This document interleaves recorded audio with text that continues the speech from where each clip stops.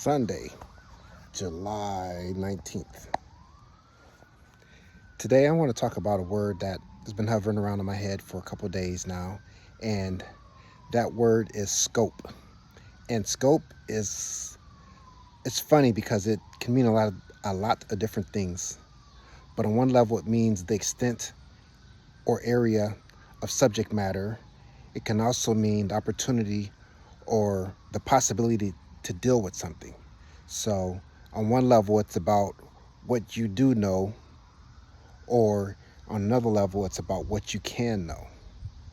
And scope, to me, is pretty significant because we all use scope, and scope is kind of the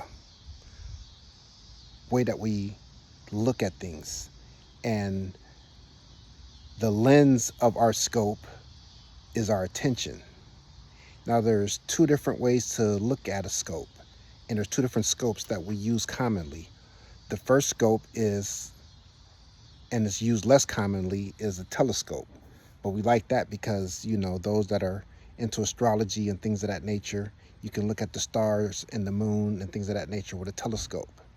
But then those that are into biology and physical sciences might use a microscope. And with that, you're looking at microorganisms, the minutia, and seeing how cells and how the building blocks of life and matter are created. And the thing that's interesting to me is when we look at manifestation or what our goals are or what we aspire to be or what we would hope to achieve in our lifetime, that's more looking at life through a telescope because you're looking at what's beyond out there, what's possible, what is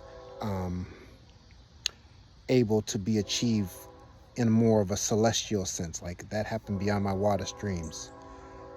And I think that there's great and there's a place for it. I think social media makes it a little bit more, you know, precarious that we try to achieve something when we don't understand the context behind those that are demonstrating or displaying what they're showing. And in reality, we spend day to day under the microscope. So some people say be where your feet are. So I don't think that there's anything wrong with looking at the future and seeing what you want to achieve, what you're trying to obtain, what you would like to see occur. But each day you're living in a series of present moments. And that's what be what your feet are. When you look at your future self 5 years from now and you say, hey, I want to be able to do this within 5 years, even though it might take someone else 10 years. If you're being where your feet are you able to say that in the course of today, I did everything I needed to do so that I could achieve what I wanted to achieve in 5 calendar cycles? And some days it will be more so, some days it'll be less so.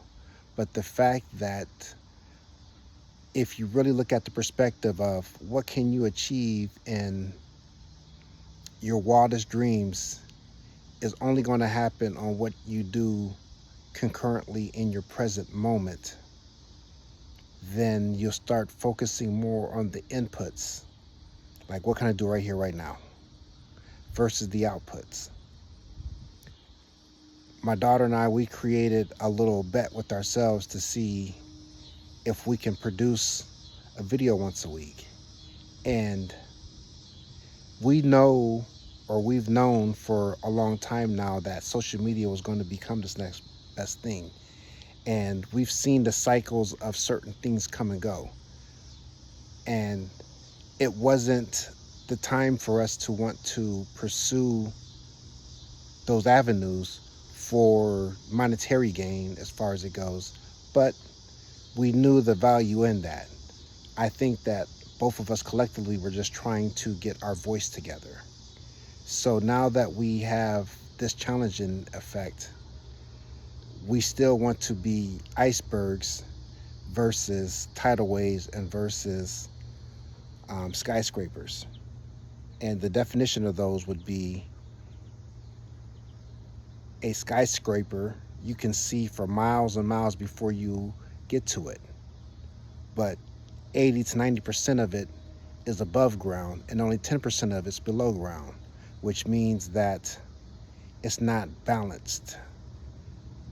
If a big earthquake comes through or some event, it's not able to have balance because it's top heavy, literally top heavy. With a tidal wave, they're unique because if you see a tidal wave that's 5 feet high, then it has a trough, or the inverse side of the tidal wave is going to be 5 feet below. If it's 100 feet high, then the inverse, the trough, will be 100 feet below. So at least with it, it's balanced. And then with the other end of the extreme, we talk about tidal waves. Not tidal waves, excuse me, icebergs. In icebergs, you only see 10% of the top. You just see the tip. And 90% of what's there below remains beneath. And when you're sitting there and you're looking at your life, you'll have some people that are showing you everything about them and displaying all of that. You'll have some people that are balanced, and you'll have some people more what we would call, like the tidal waves, I would say they're more of the ambiverts, and then more of the skyscrapers would be more of the extroverts, and then the icebergs would be more of the introverts. So my thing is that as we're making these plans together and we're trying to achieve the things that we're trying to produce, because now it's more of a producing side than a consuming side.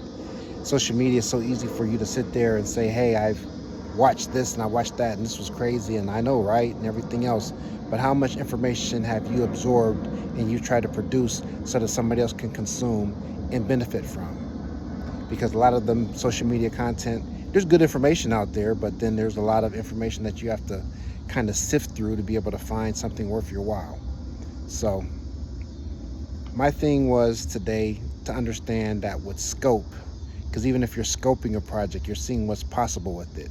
Or if you put something under a microscope, you're examining what's going on. Like you're looking at your last 5 days, your last year, and say, hey, there's certain things that I could have done better.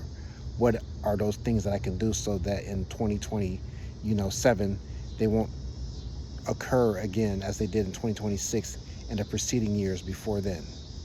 So my overall thing is reach for the sky, as in the telescope, but be where your feet are. And I hope y'all have a most wonderful weekend and a magnificent Monday. Take care.